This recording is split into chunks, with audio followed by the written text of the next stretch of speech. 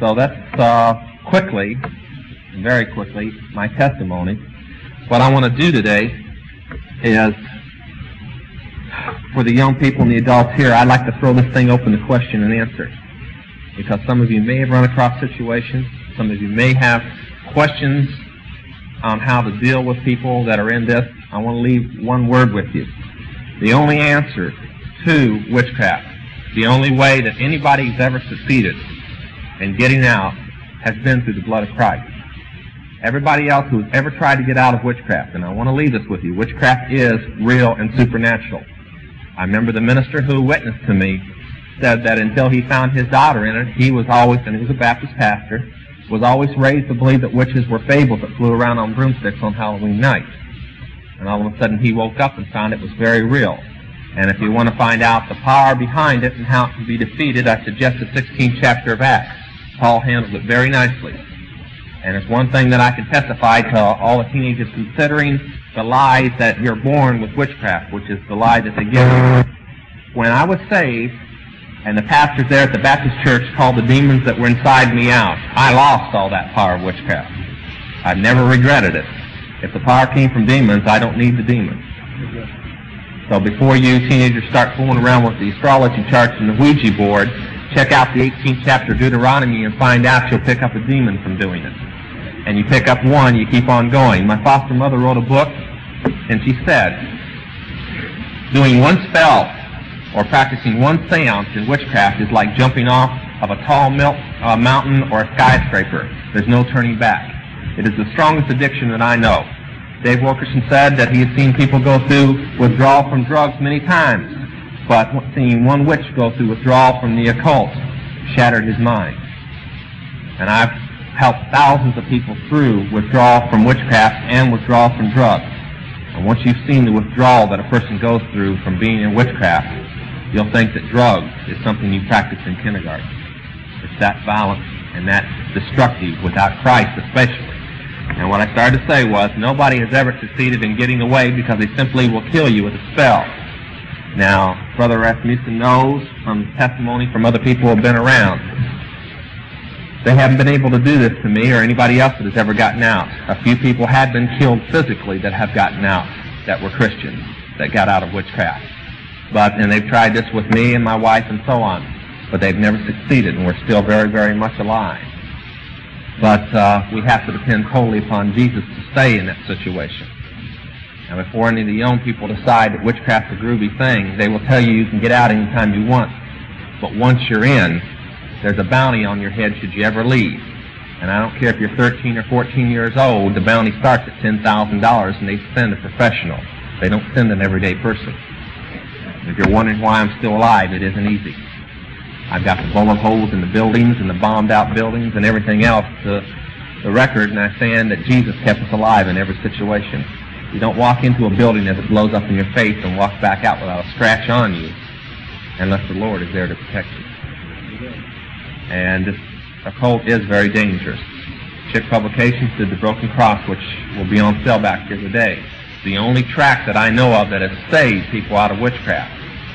And they did this book, and because of it, they moved to another building with bulletproof glass and bomb-proof walls. That's the situation. The artist draws his stories at home now in a dwelling that they don't know where he is, rather than try and drive to work and be in danger. And Jack, his staff is always on him to be more careful because they're trying to drive him off the road and stuff. We try to get him to drive a Cadillac that might stand up a little, but he says the Lord can protect him in his Toyota as well as a Cadillac, so he keeps on driving the Toyota. But that's the situation. It is no joke. It is a serious situation. The occult gives up less people to conversion than any other thing. And it's not because they don't want out. They desperately want out. We went to Minneapolis to where they had a convention. We took 10,000 of the Broken Cross there to distribute free, and they were so afraid of this book coming, they canceled the convention. Rather than let it fall in the hands of the people who would be coming from across Europe and across the United States to attend. But people came into our meetings there that came anyway, and they listened, and when they were done, they asked my wife and myself and other ministers, if you can put us in a safe place of protection, we'll come out. They want out. They know that Christianity is the only way, but they're physically afraid to come out. You think the mafia has fear, for those that have been watching The Godfather or something?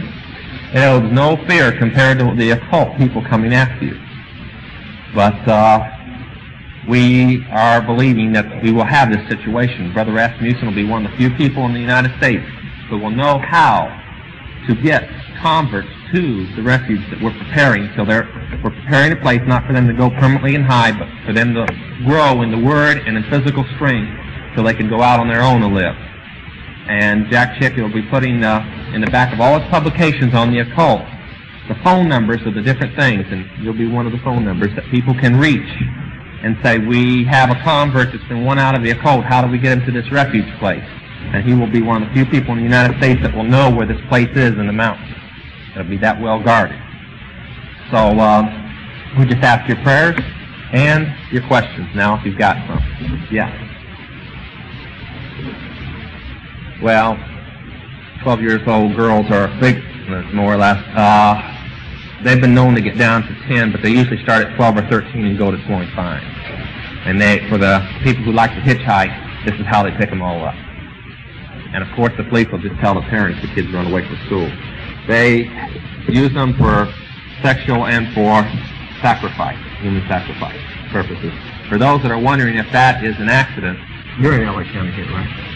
The LA County Sheriff's Department has a very secret undercover thing. I don't even know if you can find out if it exists, but I talked to them. It's called the Occult Squad.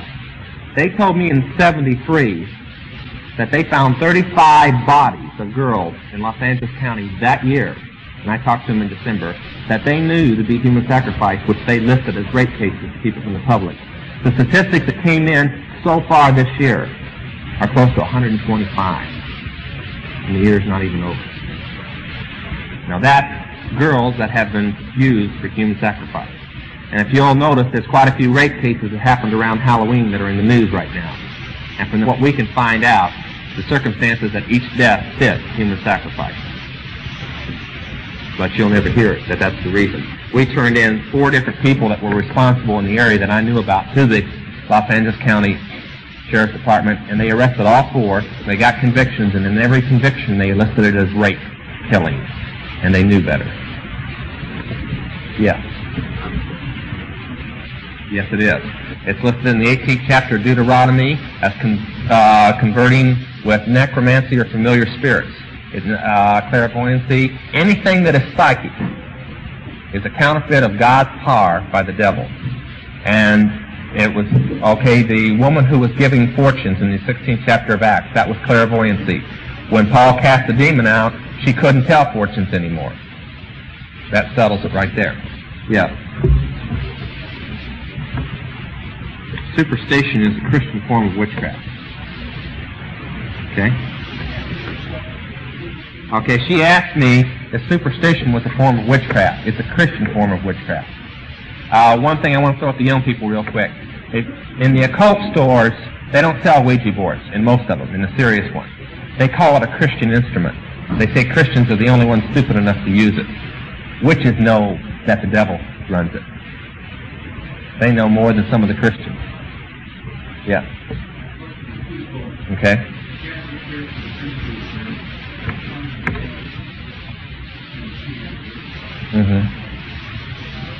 You want an answer on that?